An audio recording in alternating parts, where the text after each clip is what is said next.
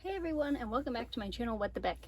Today we are going to be making the camp blanket, and this is a real stash buster. Let me tell you, this thing is so big, so heavy. It's actually very comfortable because it's kind of like a weighted blanket, and it eats up scraps like nothing else. So if you need a scrap busting project and you want a big blanket to either keep or donate, I am about to tell you how to do that. So first of all, for your materials, you will need your standard crochet stuff. You'll need some yarn and a hook. For the sample, I use a 6.5 millimeter and I use 2 yarns held together. If you want to do the same method, you can choose to do what I did, and I basically just caked more than one color together. That way I could just keep working from it without having to connect stuff and all that. If you're working with smaller yarns, you can connect them, or if you want, you can even just join them as you go. But yeah, so 6.5 millimeters works pretty good for the doubled yarns, but I want to recommend using 2 DK weights together or 1 worsted and a sport weight, because if you try to do 2 worsted together with the size hook, it can start to really hurt your hand, and I don't want you to have hurt hands. So for the sample today, I'm going to just show you with a 5 millimeter and 1 strand of yarn, which is also a valid way to make this pattern. Just make sure your hook is a little bit loose for your yarn, or check the label and see what's recommended and see if that works up about the way that you want it to. So as I said, for our sample here, I'm going to start with just regular 1 strand of, I believe these are like somewhat DK worsted weight. You don't have to be super particular with these because they're not meant to be like a super precise pattern. It's going to be a big rectangle and you get to snuggle under it. So to start, we're going to chain a multiple of 4 and add 1 chain and then double crochet across. So to show you what that looks like, we're going to make our slip knot. To make a slip knot, you're going to just wrap your yarn like so, and then put your hook in, grab it, and pull through, and then you just tighten it, and then pull on the side that's still attached to your yarn to tighten it up. If you want to learn how to crochet from scratch, you can check my description. I have a video all about it, and I'll teach you how to do all the basic stuff, and if you have any questions, feel free to ask me in the comments. Now that we have our slip knot, we're going to chain multiples of 4. So what that means is we're literally just going to count to 4 over and over. So 1, 2, 3, 4, 1, 2, 3, 4, and you get the deal. It can help to hold the last chain of your multiple, and then once you get to 4, you just move on up. And then you just keep chaining until you get the length you want. I'm doing the sample, so I'm not going to make it super long. And then you just add 1, like so. And then you skip the first 2 chains and double crochet in the 3rd. And then you just keep double crocheting across all the way until the end.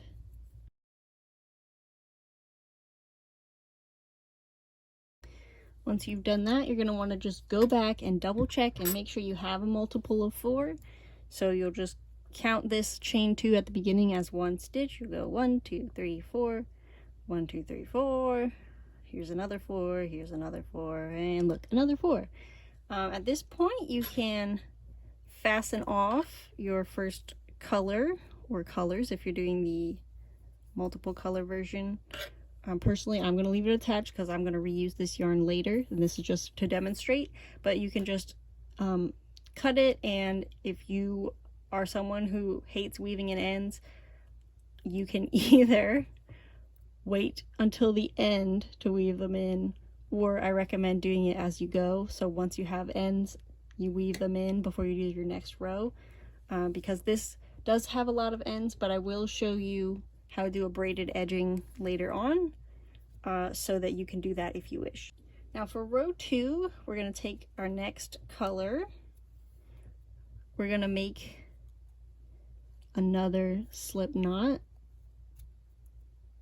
and tighten it onto our hook like so.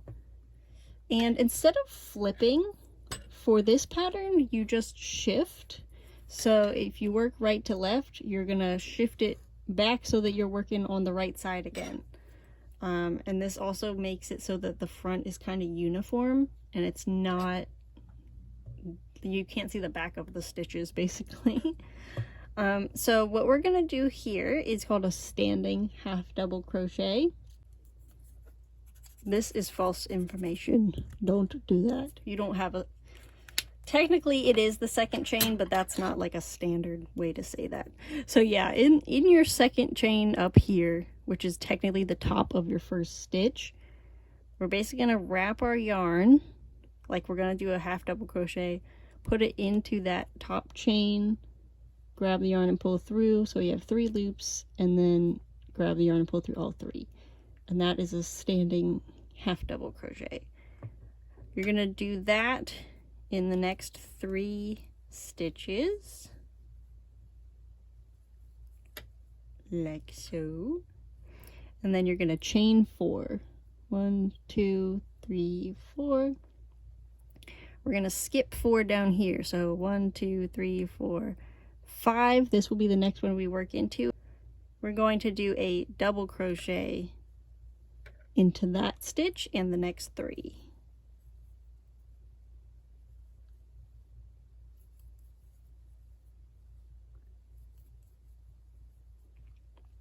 Once we've done our 4 double crochets, we're going to chain 4 more and skip 4 more, and you'll just continue that pattern doing double crochets and chains until you get to the end. You might end up like this where you only have chains at the end. That's fine. Once you get to your last 4 stitches, that's when you go back to doing the half double crochet. So I'm going to go ahead and do those. And again, once you get to the end, you're going to fasten off and cut your yarn, weave in the tails. And that's row 2. The next row is the repeat row, and you do this a lot until you get where you want to go. How long you want your blanket to be is up to you, but this is the main body of the pattern here. So again, we're going to just start with a slip knot on our 3rd color, put it on our hook. The beginning and the end of each row is always going to be the same, so we're always going to do those half double crochets. So let's do our first 4, starting with the standing half double crochet. And once we get to our chains, the fun part can begin. So we're going to be doing what's called a triple or treble crochet, depending on if you're English or not. So we're going to wrap twice, put our hook into the stitch, grab a loop and pull it through, and then we'll have 4 loops on our hook. We're going to grab and pull through 2 loops at a time, grab and pull through 2 loops, grab and pull through 2 loops. And that gives us a tall stitch, which is about equal to the height of these 2 rows. See where I'm going with this? We do 1 triple crochet into those 4 stitches, like so. Once we get to our 4 non-chains, we're gonna, just make up for that.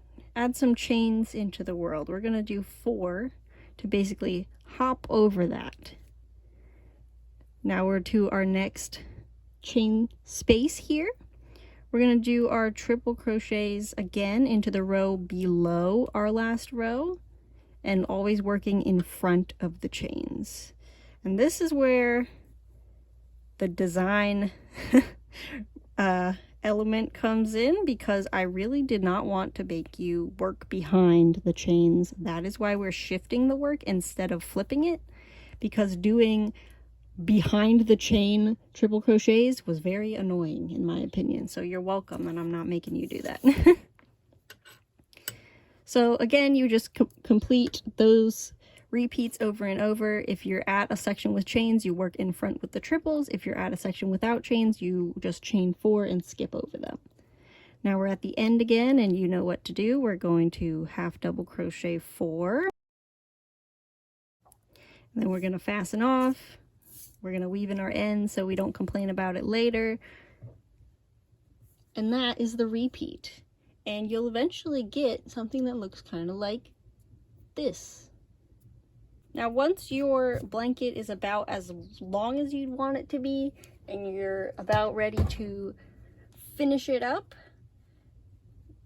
you're going to basically do a row to straighten out and connect all these loops to the pre-existing fabric. So again, we're gonna just start with our slip knot and our standing half double crochet like so in the first stitch. We have 1, and then we're gonna do 2, 3, and 4. Now, because this is the final row, we don't want to add any more chains. So where we would normally chain, we're just going to single crochet. So in the tops of these, I'm going to go 1, 2, 3, and 4 single crochets.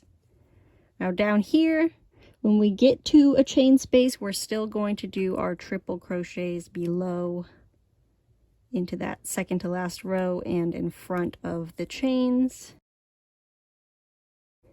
Okay, then we're going to come back over to our tall stitches here, and we're going to put the single crochets in the top of those till we get to our finished section here. And again, we're just going to continue back and forth the triple crochets and then the single crochets until you have 4 stitches left. And then if I was on screen, I'd put my hand to my ear. What are we going to do? We're going to do 4 half double crochets to finish the row. And then slip stitch to finish it off. And weave in your ends. Or if you don't want to weave in your ends, one alternative method is to braid them. And I chose to do this on my sample. Basically, you're just going to put your finishing strands into groups of 3 and, you know, just braid them. And if you don't know how to braid, it's pretty simple. You just take one strand from the outside and put it over the middle strand, and that switches their positions.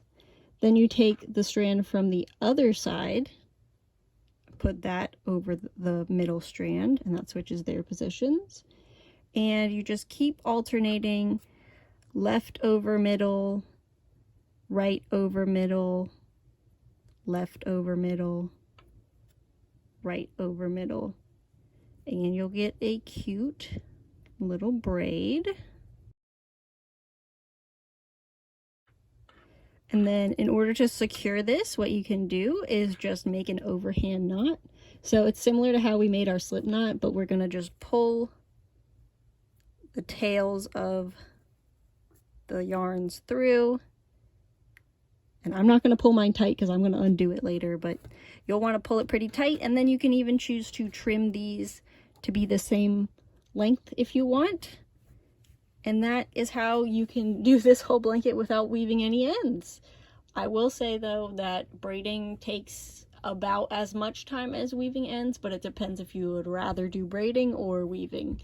Or you could just leave them because, you know, it's your blanket. It's up to you. Anyways, I hope you enjoyed this tutorial. If you're going to make a camp blanket, please feel free to tag me on Instagram or Twitter or wherever you want to post it. And I will see you in my next video. Bye!